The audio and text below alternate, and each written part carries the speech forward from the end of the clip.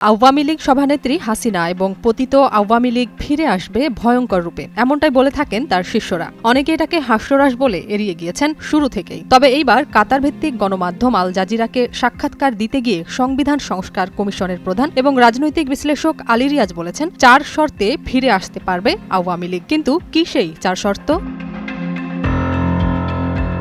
আওয়ামী লীগের তৃণমূল পর্যায়ের নেতাকর্মী তো দূরের কথা, শেখ হাসিনার অনেক ঘনিষ্ঠ লোকও হয়তো পরিকল্পনা করেননি হাসিনার এই শোচনীয় পরিণতির কথা। মুজিব কন্যা হয়তো ভাবতেই পারেননি মাত্র ৪৫ মিনিটের বেঁধে দেওয়া সময়ের মধ্যে ক্ষমতা ছেড়ে পালাতে হবে তাকে। যখন তিনি পদত্যাগ করে হেলিকপ্টারে করে পালাতে ব্যস্ত, তখনও মানুষ মারতে মরিয়া ছিল আওয়ামী লীগ ছাত্রলীগের নেতাকর্মীরা।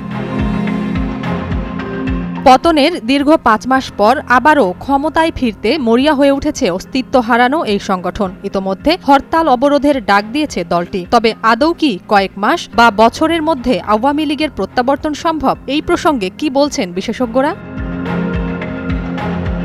আলী রিয়াজ, যিনি ড ইউনূসের নেতৃত্বাধীন সরকারের একটি কমিশনের ভাইস চেয়ারম্যান, আল জাজিরাকে দেয়া এক সাক্ষাৎকারে আওয়ামী লীগের পুনরুত্থানের জন্য 4টি শর্ত বেঁধে দিয়েছেন তিনি। 16 বছরের শাসনামলে আওয়ামী সরকার যত অপরাধ করেছে, বিশেষ করে 2024 সালের আন্দোলনের সময় সংঘটিত অপরাধের জন্য তাদের নিঃশর্ত ক্ষমা চাইতে হবে। দলের বর্তমান মতাদর্শ পরিত্যাগ করতে হবে। শেখ হাসিনার পরিবারের কোনো সদস্যকে আর নেতৃত্বে রাখা যাবে না। মানবতা বিরোধী অপরাধ সহ সব নৃশংস অপরাধের বিচার নিশ্চিত করতে হবে। বর্তমানে আলী রিয়াজ সংস্কার প্রস্তাব নিয়ে ঐক্যমত্য গড়ার কাজ করছেন। সাক্ষাৎকারে তিনি আরও বলেন, জুলাই আন্দোলনের সময় যেসব ব্যক্তি গণহত্যার জন্য সরাসরি দায়ী, তাদের বিচার অত্যন্ত দ্রুত কার্যকর করতে হবে। এর মধ্যে শেখ হাসিনা প্রথম সারির তালিকায় রয়েছেন। যদি এই শর্তগুলো পূরণ হয়, তবেই আওয়ামী সরকারের প্রত্যাবর্তন নিয়ে আলোচনা করা যেতে পারে।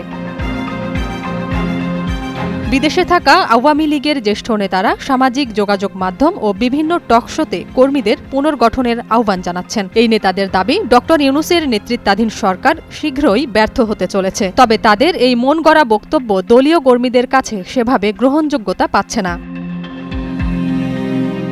এসব বক্তব্যের নিচের মন্তব্যের ঘরে আওয়ামী লীগের জুনিয়র কর্মীরা সিনিয়র কর্মীদের বিরুদ্ধে পাল্টা প্রশ্ন তুলছেন। তারা বলছেন, বিদেশে নিরাপদ আশ্রয়ে থেকে বক্তব্য দেয়া সহজ, কিন্তু দেশে কর্মী হয়ে ছড়িয়ে ছিটিয়ে এবং লুকিয়ে থাকা সহজ নয়। নাজিয়াত রুনা, নয়া দিগন্ত।